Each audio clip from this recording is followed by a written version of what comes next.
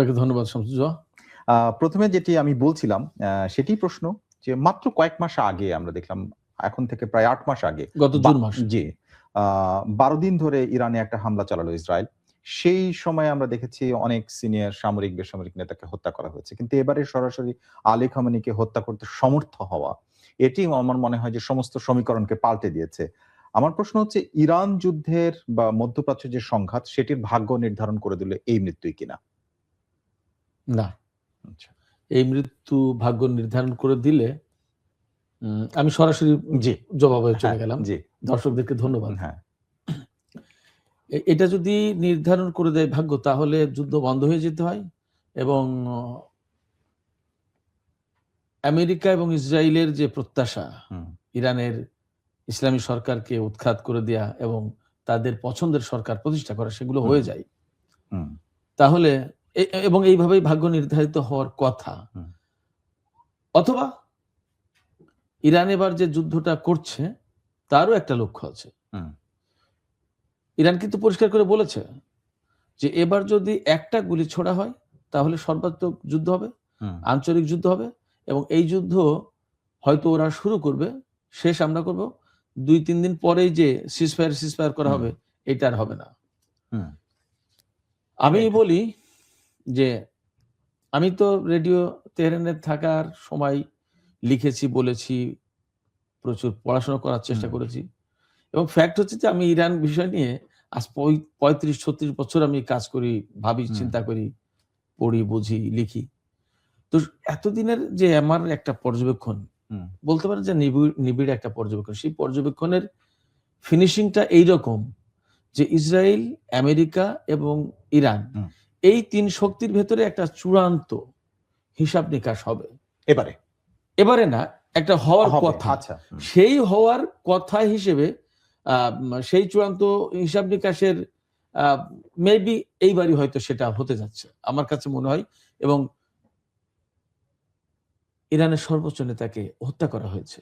আপনি যেমনটি বললেন যে সমস্ত সমীকরণ বদলে গেছে, ছাড়িয়ে গেছে, পাল্টে গেছে। সেক্ষেত্রে এই সমীকরণ মানে সর্বোচ্চ নেতাকে হত্যা করা মানেই অনেকগুলো ঘটনা। ইরানের রাষ্ট্র ইরানের কার্যত প্রধানকে হত্যা করলো। যদিও সরকারের প্রধান প্রেসিডেন্ট আছে, কিন্তু সর্বোচ্চ নেতা তো সবার প্রধান। সেক্ষেত্রে তিনি রাষ্ট্রের প্রধানকে হত্যা করা হয়েছে এবং একেবারে সন্ত্রাসী কায়দায়। এটা তো রাষ্ট্রপ্রধানকে হত্যা করা, এটা তো সাধারণ কোনো ঘটনা না।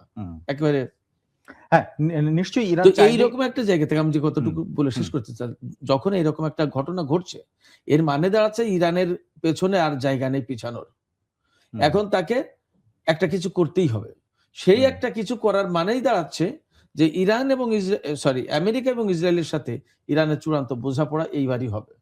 নিশ্চয়ই, কারণ সরকার প্রধান এবং দেশের শীর্ষ নেতা যখন হত্যা করা হয় এবং তার নিজ কার্যালয়ে হত্যা করা হয়, এখন পর্যন্ত যে তথ্য পাওয়া গেছে, সেইটি হচ্ছে সর্বোচ্চ একটা সিম্পটম, একটা মানে চিহ্ন বলা যায়। এখন আমার প্রশ্ন হচ্ছে, পরবর্তী নেতা কে হতে পারে, যখন এইরকম তিনি তার জীবনের দীর্ঘ সময়ের প্রায় অর্ধেকটা সময় এই ইরানের সর্বোচ্চ নেতার পদে থেকে দায়িত্ব পালন করে আসছেন। এখন প্রশ্ন হচ্ছে, তার ছেলের কথা শোনা যাচ্ছে, মোজতবা খামেনি, এছাড়াও লারিজানি, যিনি ক্ষমতার কেন্দ্রে উঠে আসছেন, এই মুহূর্তে সিদ্ধান্ত গ্রহণের অনেকগুলো গুরুত্বপূর্ণ জায়গায় তিনি আছেন, এছাড়াও আরো অনেকের নাম উঠে আসছে। তা আপনি যেভাবে জানেন তাদের যে একটা কাঠামো, সেই কাঠামোর ভেতর থেকে আসলে কি প্রক্রিয়ায় পরবর্তী নেতা নির্ধারণ হতে পারে বা হয়? যে প্রক্রিয়ায় নেতা নির্ধারিত হবে সেটা হচ্ছে যে ওখানে অভিভাবক পরিষদ আছে, বিশেষজ্ঞ পরিষদ আছে এবং জাতীয় নিরাপত্তা পরিষদ আছে এবং প্রেসিডেন্টের একটা কনসার্ন থাকে মনে হয়। তো সাংবিধানিক একটা সিস্টেম আছে এবং ওই সাংবিধানিক সিস্টেমটাই ফলো করে সর্বোচ্চ নেতার পদে নতুন কাউকে দায়িত্ব দেওয়া হবে এবং এই নিয়ে জটিলতার কোনো কিছু হবে না সেখানে। এটা মোটামুটি আমি নিশ্চিত বলতে পারি। আর অর্থাৎ সাংবিধানিক কোনো জটিলতা এখানে তৈরি হবে না, রাজনৈতিক কোনো জটিলতা তৈরি হওয়ার কোনো কারণ নেই। এটা সেটেলড ইস্যু। এখন কে হবেন পরবর্তী নেতা, সেটা একটা প্রশ্ন। মোজতবা খামেনির কথা অনেকবারই উচ্চারণ হয়, কথা আসে যে তিনি পরবর্তী নেতা এবং আমি যতদূর যা বুঝি জানি যে এই প্রচারণাটা অনেকটা পশ্চিমা গণমাধ্যমের। আচ্ছা। তো সেক্ষেত্রে মানে অনেকে এইভাবে দেখাতে চেয়েছেন যে তিনি তো এত বছর থাকলেন, হুম। পরবর্তীতে তার ছেলেকে উত্তরাধিকার করে দিয়ে যেতে চান, তার